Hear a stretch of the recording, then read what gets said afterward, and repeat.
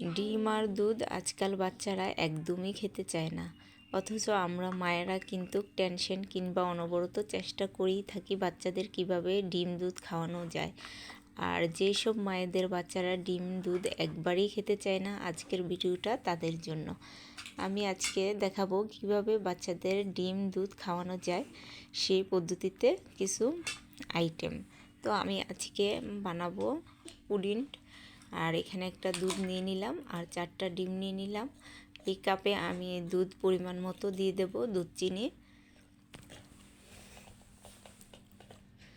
আসলে আমরা কিন্তু মায়েরা অনেক চেষ্টা করি বাচ্চাদের কিভাবে খাওয়ানো যায় পুষ্টিকর খাবার, কিন্তু বাচ্চারা কিন্তু খেতে চায় না। এতে মায়েরা অনেক ধরনের টেনশন করি। এখানে নিয়ে নিলাম আমি 1 কাপ দুধ। আমি আরেক কাপ দুধ নিয়ে নেব।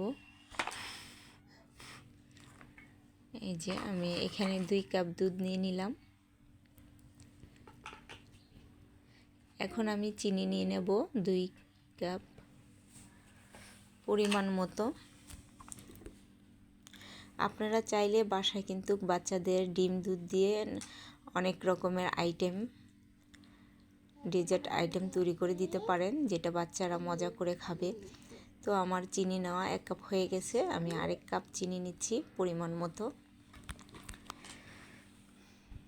বাচ্চারা কিন্তু সরাসরি ডিম দুধ খেতে চায় না, তো সেক্ষেত্রে আমরা ডিম দুধ দিয়ে অনেক রকমের মিষ্টি আইটেম কিংবা ডেজার্ট আইটেমগুলো তৈরি করে দিতে পারি। তো আমি পানিটা দিয়ে দিচ্ছি এখানে, দুধ চিনি একসাথে নিয়ে ভালোভাবে মিশিয়ে। এটা কিন্তু খুব ইজি, আপনারা চাইলে যে কোনো সময় যে কোনো মুহূর্তে খুব কম সময়ে এইটা তৈরি করতে পারেন। আর এখানে আমি 4টা ডিম নিয়ে নিলাম।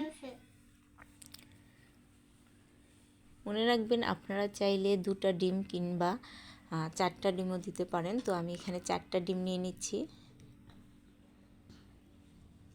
যেহেতু আমি দুধ আর চিনি 2 কাপ করে নিচ্ছি, সেজন্য আমি 4টা ডিম নিয়ে নিলাম। আপনারা চাইলে পরিমাণে আরও কমও নিতে পারেন।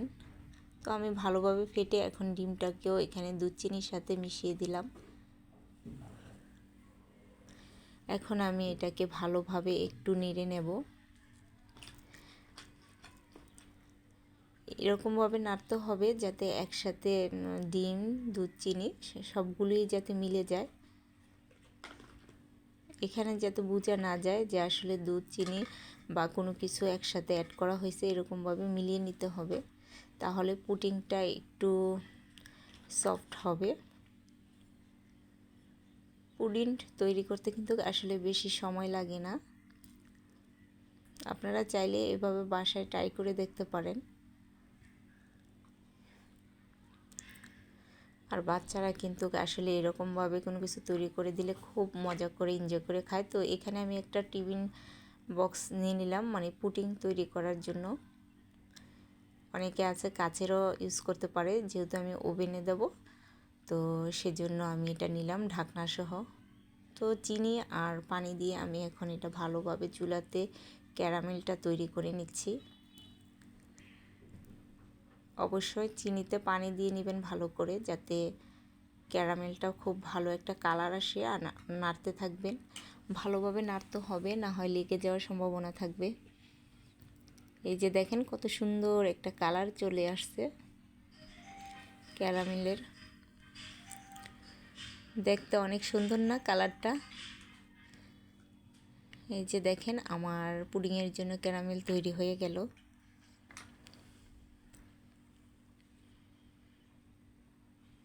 এটা কিন্তু পুডিংটারে অনেক সুন্দর একটা কালার দেবে। এখন আমি এটাকে ঠান্ডা হওয়ার জন্য নিচে নামিয়ে রাখবো, চুলা অফ করে দিয়ে। আর অবশ্যই ক্যারামেলটা কিন্তু চুলাতেই করতে হবে। যদি আমি ওভেনে পুডিংটা বানাই, তাও আমি চুলাতে ক্যারামেলটা তৈরি করে নিলাম। আর এখানে হলো দুধ চিনিটাকে আমি ভালোভাবে আবার একটু নেড়ে দিচ্ছি।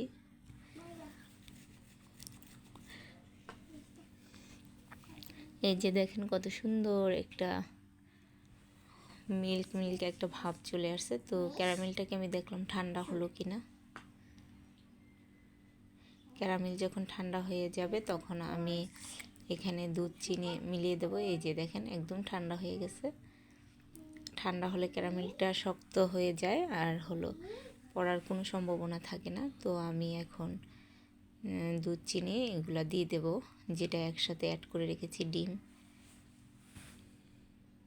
এই যে দেখুন আমি অনেক সুন্দরভাবে এখানে রেখে দিছি। এখন দিয়ে দেব। ক্যারামেলটা যদি ঠান্ডা না করে দেওয়া হয় তাহলে কিন্তু এটা উঠে যাওয়ার সম্ভাবনা থাকে উপরে। এই যে আমি এখন ঢাকনা দিয়ে, এই যে দেখেন কত সুন্দর হয়েছে। এখন ঢাকনা দিয়ে ওভেনে দিয়ে দেব। ঢাকনাটা লাগিয়ে ভালোভাবে লাগাতে হবে। এই যে আমার ঢাকনা দেওয়া হয়ে গেছে। এখন আমি ওভেনে দিয়ে দেব।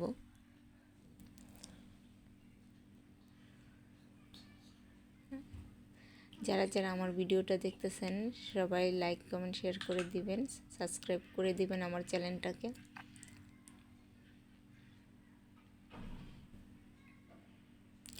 তো আমি এখানে সময় অ্যাড করে দিচ্ছি।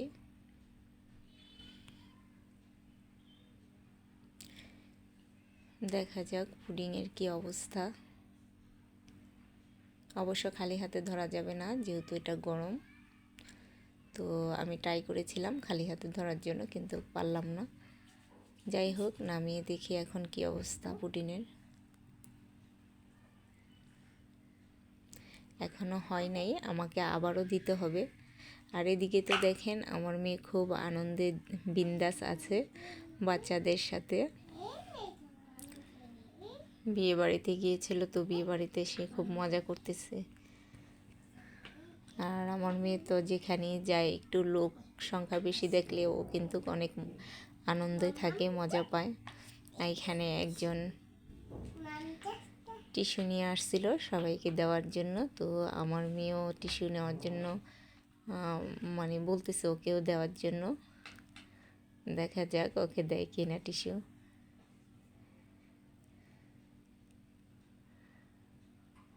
বাবা, যাক, যাই হোক, ও কিন্তু টিস্যু নিয়ে এখন যা করবে।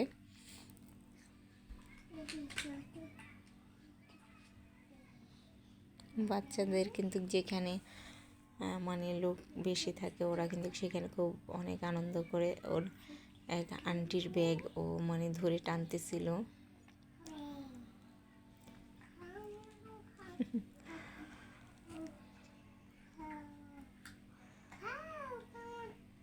সে বিয়ে বাড়িতে যে একদম বিন্দাস, খুব স্বাধীন মতো নিজে নিজে একা একা হাঁটতে চাচ্ছে, মানে আমাদের পাশে তো থাকবেই না। কিন্তু একটা বাচ্চা পেয়ে গেছে, সে কিন্তু এখন ওই বাচ্চার সঙ্গ আর ছাড়বে না, কারণ ফালিশা বাচ্চাদের অনেক পছন্দ করে। আর সে বাচ্চাদের সাথে খেলতেও অনেক পছন্দ করে, খুব এনজয় করে খেলে।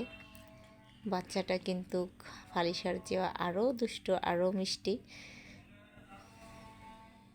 তো ফালিশা ওই বাচ্চার সাথে খেলা করার জন্য খুবই করতেছে। আমি ওকে একটু আদর করে দিলাম। বেবিটা দেখতে আসলে অনেক কিউট। ফালিশা তো ওর দুষ্টুমি দেখে ও নিজেই অবাক হয়ে গেছে।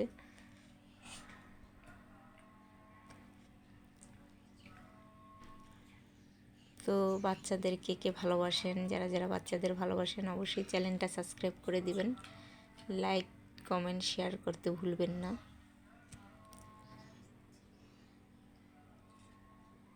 সবাই ভালো থাকবেন আর বাচ্চাগুলোর জন্য